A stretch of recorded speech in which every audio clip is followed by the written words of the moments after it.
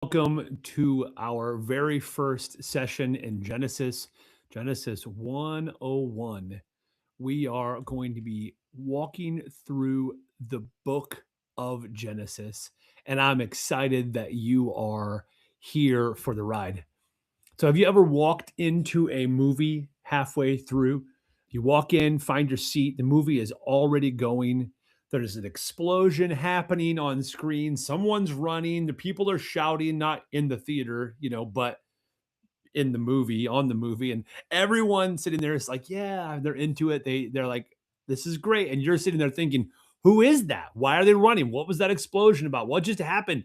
Who's the good guy? Who's the bad guy? You can watch the rest of the movie. And if you missed the first part of it, chances are you're going to be a little bit confused for the rest of it. Imagine jumping into like the Lord of the Rings series in movie number two. You would be going, what is going on? You would always be playing catch up. Why? Because you missed the beginning. You missed the point where the fellowship of the rings was started. It was brought together, right? I think something similar happens to a lot of people when they read the Bible.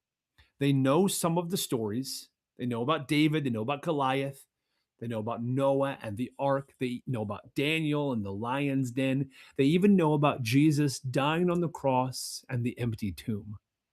But how do all of these stories fit together? Sometimes I think we read the Bible like it's a collection of disconnected stories, like it's a book of inspirational quotes or moral lessons. Things like be brave, like David, right? Or have faith, like Abraham, or don't be jealous, like Cain was, love, like Jesus.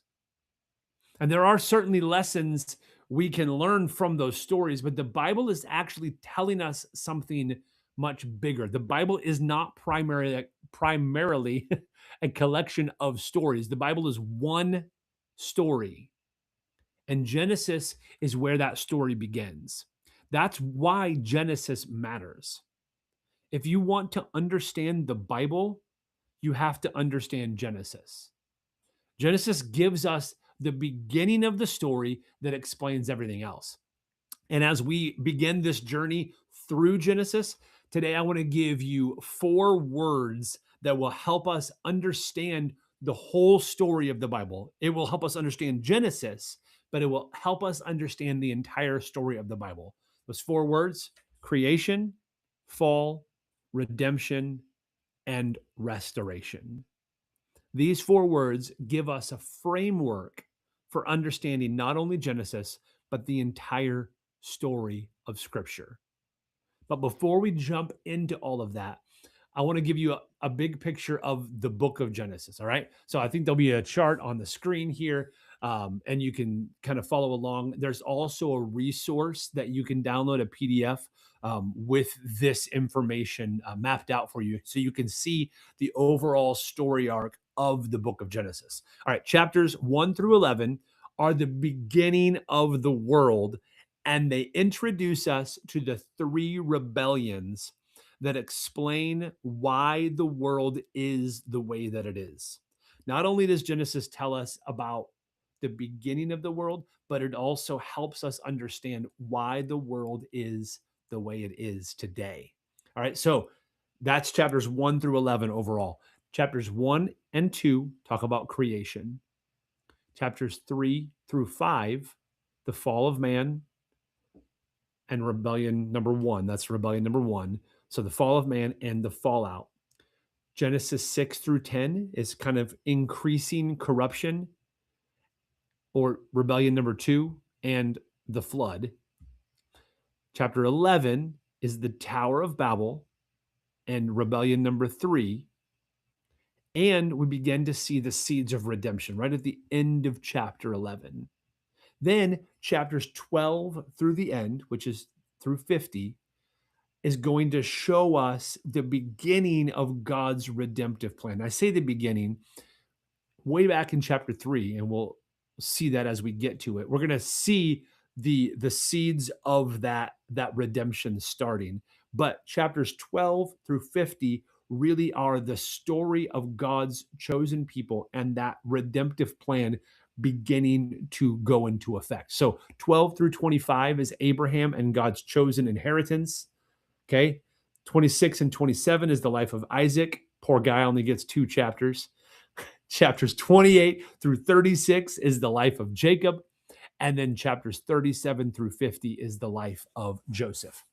All right. So, like I said, you have a chart in the resource packet that you can reference, but let's go ahead and jump right in. The first thing I want to look at is creation.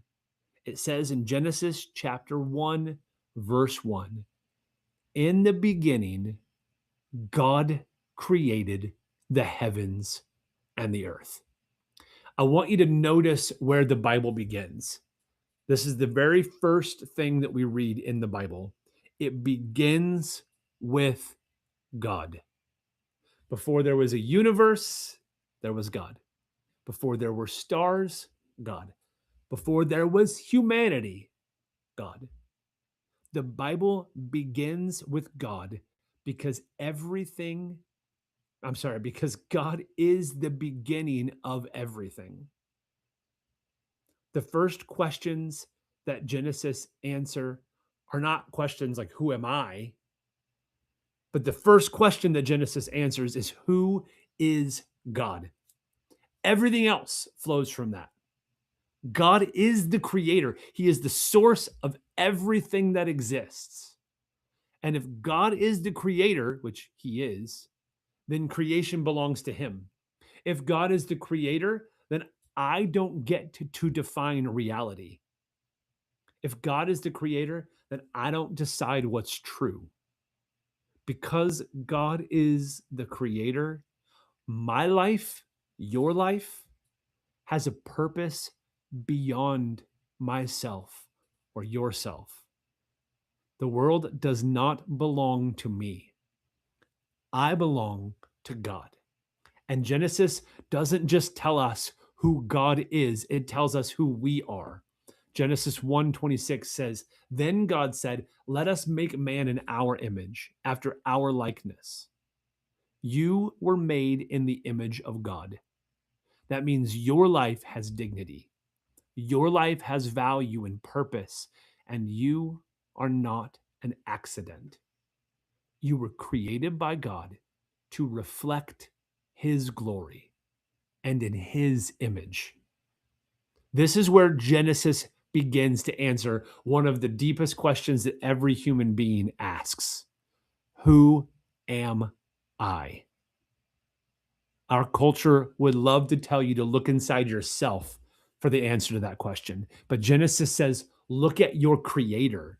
Your identity is not something you have to invent, it's something you have received from God. You were created by God in his image, you were created for his purposes. Now, that doesn't mean we don't have individual personalities, right? We do. We have unique gifts, we have unique interests and abilities and callings, but beneath all of that is something fundamental. You are God's creation.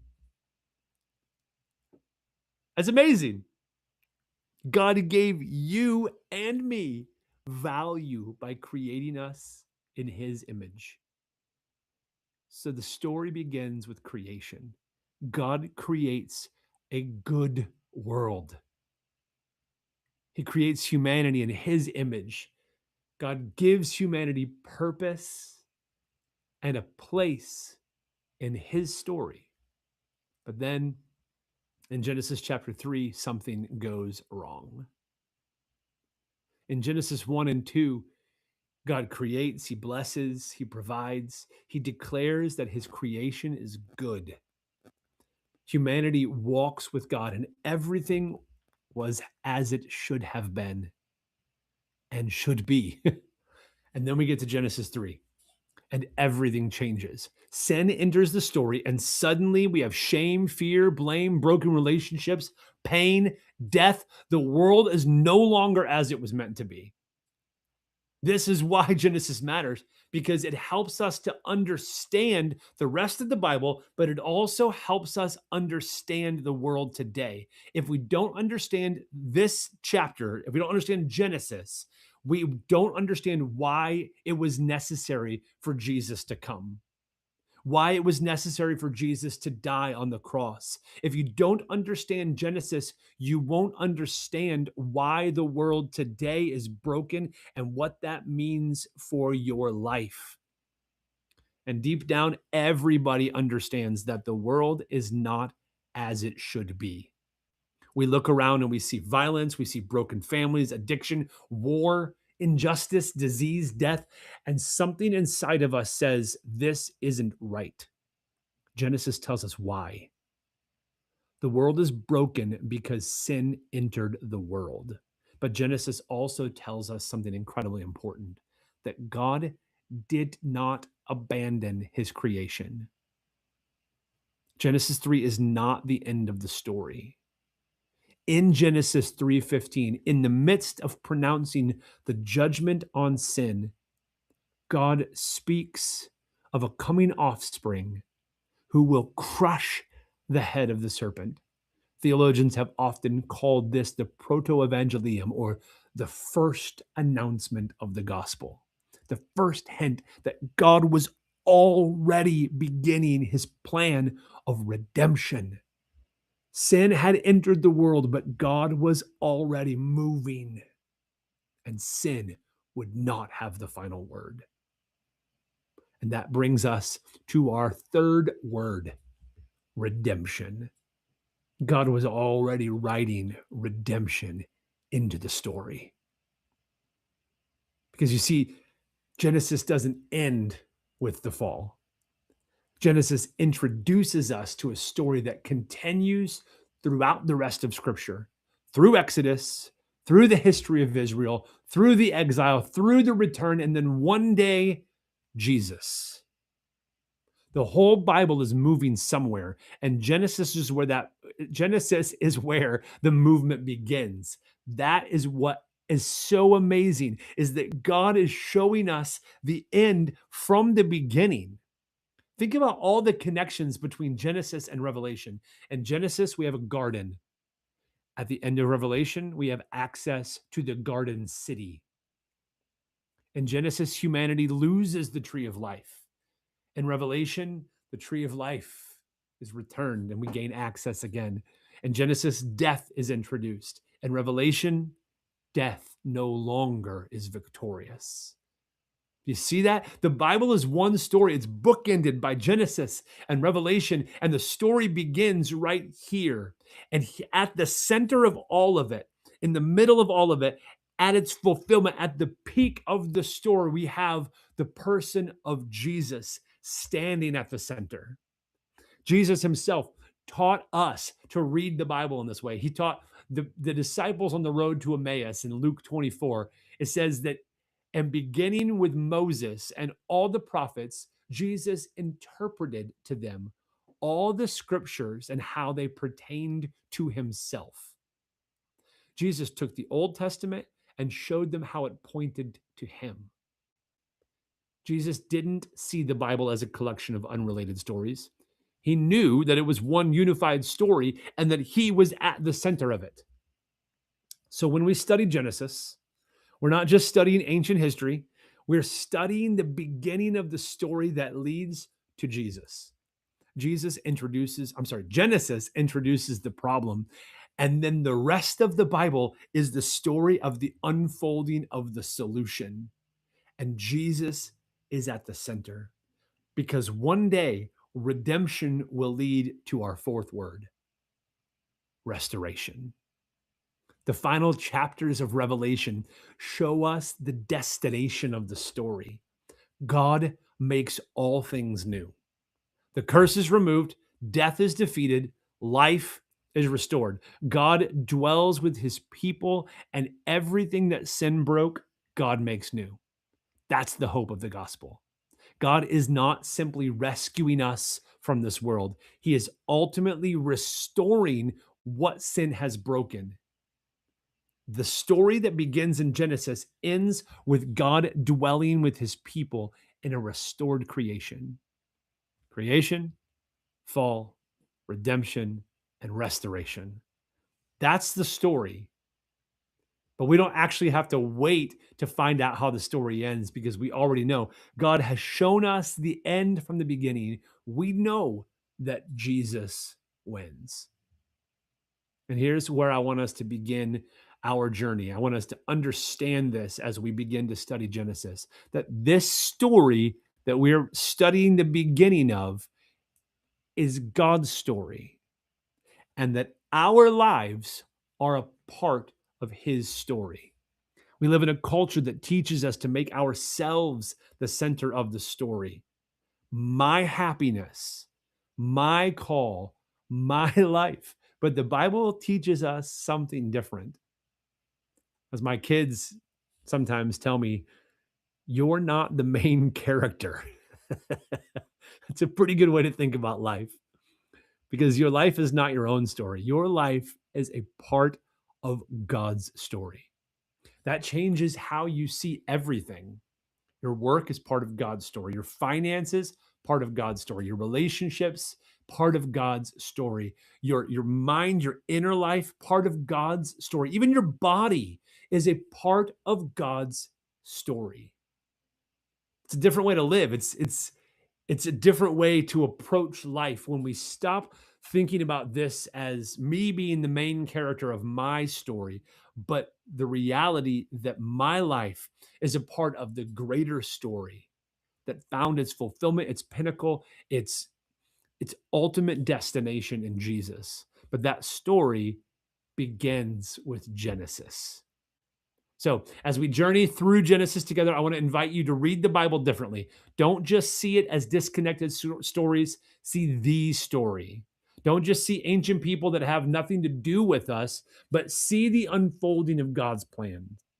Don't just see rules and principles because it's more than that. When we read the Bible, we have the ability to see God, to see Jesus. He is the Word. And when we see Jesus, we receive from his glory grace upon grace. So we're jumping into Genesis. It's going to be good. It's going to be fun. I encourage you. There is a study guide, a student guide in the resource section, and I encourage you to go through it. It's not just a following of the video here. It is for you to take and to work through during the week. So check out the resources, use them, invest the time into this because what you put in is what you'll get out. If you just phone it in, well, it's just going to be one more video, one more thing to watch. But if you put in the time, if you make the investment, God will meet you as you engage with his word. All right? Sounds good. Let's jump into Genesis. See you in the next one.